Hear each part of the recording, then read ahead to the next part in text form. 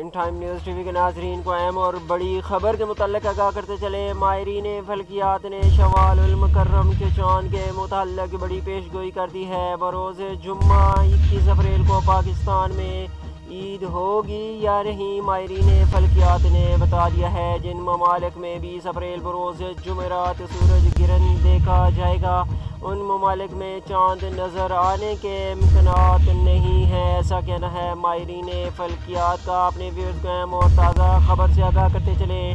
ماہرین فلکیات نے شوال المکرم کے چاند کے متعلق بڑی پیش گوئی کر دی ہے۔ بروز جمعہ 21 اپریل کو پاکستان میں عید ہوگی یا نہیں، ماہرین فلکیات نے بتا دیا ہے۔ جن ممالک میں 20 اپریل بروز جمعرات سورج گرہن دیکھا جائے گا، ان ممالک میں چاند نظر آنے کے امکانات نہیں ہیں، ایسا کہنا ہے ماہرین فلکیات کا۔ اپنے ویورز کو یہ بھی بتاتے چلیں کہ سورج گرہن صبح 6 بجے شروع ہو کر دن 12 بجے ختم ہو جائے گا۔